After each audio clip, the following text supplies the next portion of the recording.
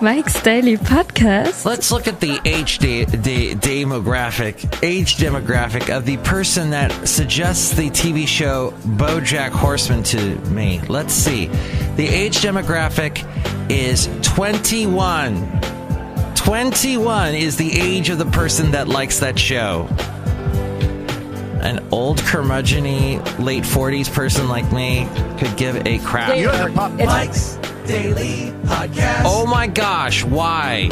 I get, in your 20s, yeah, you need to watch a lot more animated cartoons because that's your thing. Mike's Daily Podcast. I know I did that because I watched a bunch of South Park back in the 20s, when I was in the 20s, is what I mean. And then some things happen, but I've seen some things where I don't want to watch TV anymore. And the Emmys are tonight. And what a bore.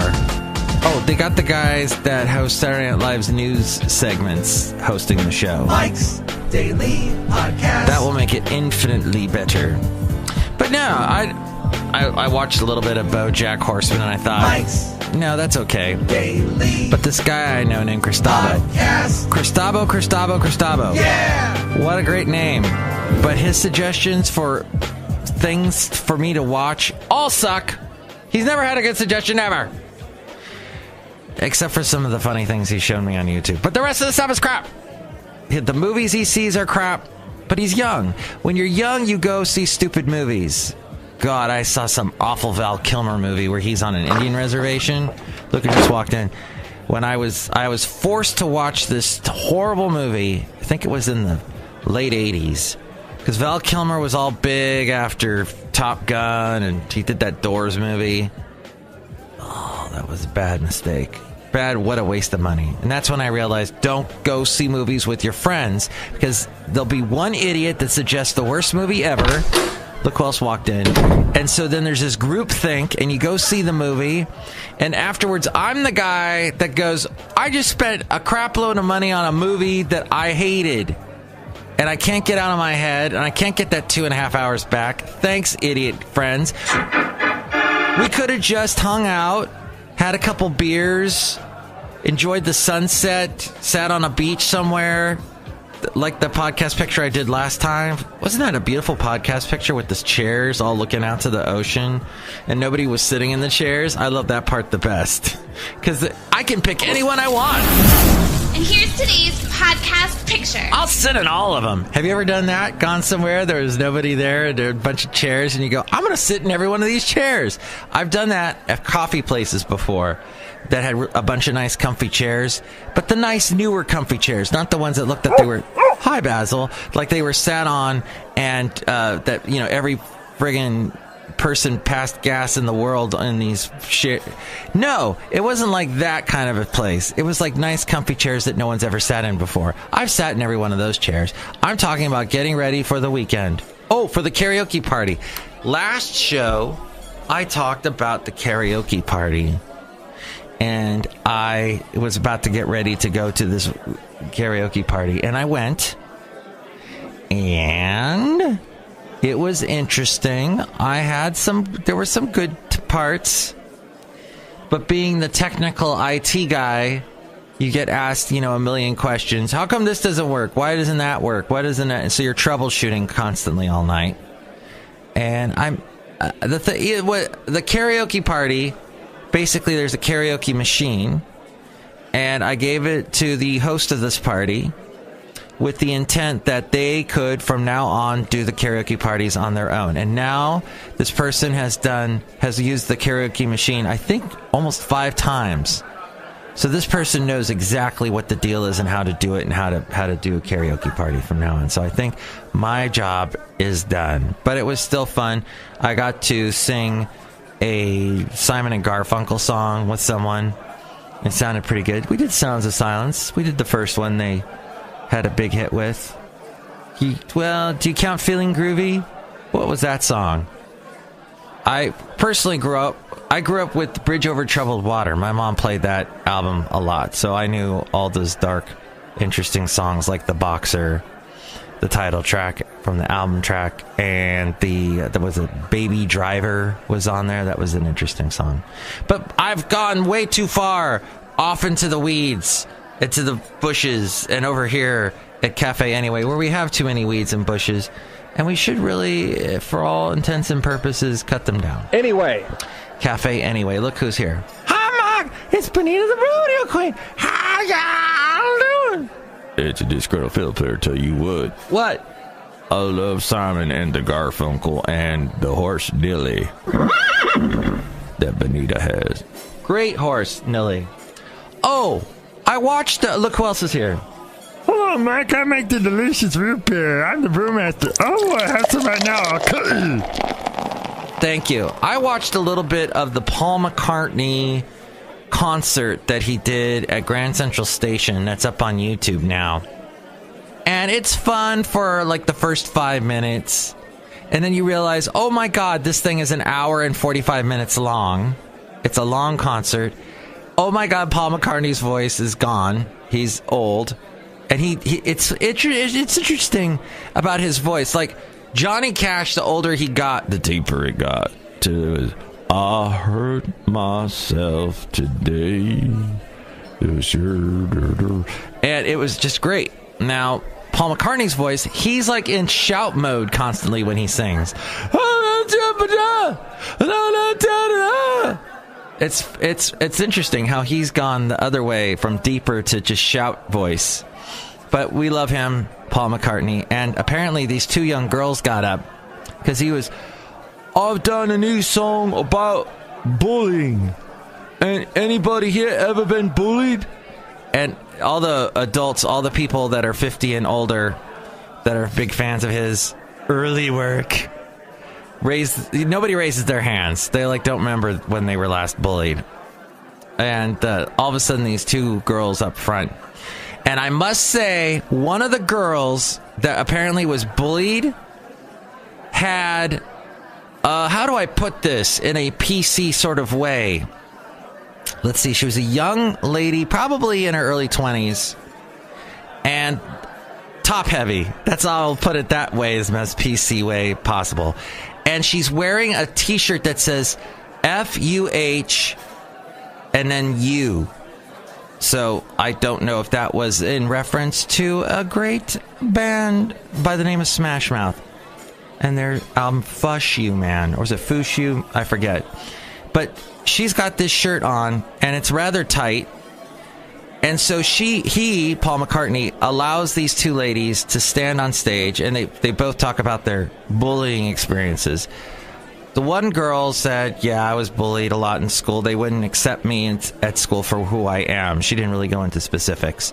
And Paul McCartney said, well, who was the person that really bullied you? And she said, she gives some person's name out, and everybody goes, boo to the person that bullied her. Good, that's great. And then the girl who's, how did I word it? Well, that one who wearing the tight shirt, she said, oh yeah, I was dating this guy and he was all into punk rock and he didn't like that I liked the Beatles. I'm a big Beatles fan. And she's probably all of 21, if that. And he's like, oh, okay, well, this is a song about bullying. And so he keeps the two girls up there. The girl, the top-heavy girl, jumping up and down and dancing. And the camera keeps focusing on her chest the whole time. That's where the YouTube video got a little weird. The special exclusive Paul McCartney plays at the Grand Central Station YouTube got a little, what's a word? It rhymes with scintillating. And it starts with a T. And, well, I can't think of it at the moment because my brain, I'm at 554 brain right at the moment. Hey, look at all the notifications I got. Let's see. Oh, Katie's birthday today. Been on the show long time ago. Happy birthday. Let's see. And that's about it. All the rest of the crap on Facebook, I could give a hoot. Facebook.com/Mike Talks is where you can find me. And Mike's Daily Podcast is also on there. As we go outside of Café Anyway, where we bring you Mike's Daily Podcast, somewhere in Podcaster Valley, Mont, the last place on earth. That's where we are today. I also watched something on YouTube. I had a lot of free time. I was on the radio, by the way. I don't know if you caught me. Perhaps you did not. That's fine. I was on 92.1 KKDV on Saturday from noon to 6, playing quite a large swath of music. We played 70. I think I played Casey and the Sunshine Band, Get Down Tonight. Played the new Ariana Grande, and that's how you say it, Ariana Grande. And then a little bit of the, what was that one? I'm sure I played Smooth at some point. I played Billy Joel. I played a Pink song. I know that for sure. I played a huge swath. Quite a variety. A varietal. And enjoyed it. It was a lot of fun. Oh, and that Weezer cover of Toto, Africa. So perhaps you got to hear it. And if you didn't, don't feel bad, because there's no reason to feel bad. There's no reason. And no reason to be bullied either. But maybe you're being bullied by YouTube, who keeps zooming in on your chest as you're trying to dance next to your idol, Paul McCartney, the legend. Who sounds like this all the time and screaming! Henry Cavill, I mentioned earlier, is no longer Superman. And what's interesting about the whole DC universe is that it's imploding. It's horrible. They had one success, and that's Wonder Woman. And then they brought her back for the Justice League, which was a horrible movie. And now they've just completely ditched Superman. Ben Affleck's gone, so no more Batman. So it's just going to be all the female. I think they're just going to focus on since they had success only with a female superhero. DC, which is not Marvel. Marvel is all your Spider-Man, your Robert Downey Jr. man, your the Thing guy with the muscles, with the big hammer, with the shield, with all that. That's all that. That's wonderful over there. But DC is just trying with this guy with the long, who looks like Rob Zombie. He's supposed to be Aquaman, and they're pushing all these other things. So that's just imploding from. They're going to have a Supergirl. So we'll see how that goes, if that's as successful as Wonder Woman. But this horrible thing, Watch Mojo is a channel on YouTube. Don't watch Mojo. If you can, avoid Mojo at all costs. It's horrible. The fact-checking that went on that was zero. They were talking about the biggest comeback songs of all time. And they did play Hurt by Johnny Cash, and that was kind of a comeback song. But is a comeback song really a comeback song? I hurt myself today just to see if I could... Oh, my point was, with the Santana, he had a comeback, quote-unquote, with Rob Thomas. But was it really a comeback song when everybody that heard the song thought that was a Matchbox 20 song? And with some cool guitar work on there that kind of sounded like Santana. But is that really a comeback? And then they said that Cher had a comeback song with If I Could Turn Back Time, which is a complete lie, because a year earlier she had a huge hit with I Found Someone and We All Sleep Alone. So I Found Someone, written by Michael Bolton. And then they said that AC/DC Thunderstruck was a big comeback song, when in fact, no, they had... when Bon Scott died, they languished in obscurity until they came out with Thunderstruck. No. Back in Black was a huge album, shook me all night long, still gets played. I think I even played it on Saturday on the KKDV. So their facts are completely wrong on Watch Mojo. And Californication? Is that really a comeback album? I don't think it is for Red Hot Chili Peppers. I think they had Soul to Squeeze was a big song just a little bit before that. So just their facts all wrong. I know a lot about music. I don't know anything about Dr. Dre. They were talking about some Dr. Dre song that was a big... I do know a lot about Doctor Who. And Doctor Who I watched, and I noticed that a lot of people had bad teeth that worked behind the scenes on the show. Because they talked to all these... I love watching the Doctor Who documentaries on how shows were made. Like in the 60s, they had like a shoestring budget. But the writing was still pretty interesting, and the characters were bizarre, and they're out in outer space, and their thoughts on what space was. They actually predicted that we would have a female, or they would have a female prime minister in Margaret Thatcher. They were able to predict that several years in advance. but all the people behind the scenes have horrible teeth, and that just goes to show I'm such a bully. And I hurt myself today, or hurt you by saying that, and I don't want to hurt anyone. So let's not do that, and let's just say karaoke was fun, and thank you for listening to the show as we kick off the week. And I didn't do a Super Secret Sunday show, shoot, because I was busy watching all these important videos. But don't watch Mojo, they suck, and they don't fact check, and that's the end of my wonderful podcast.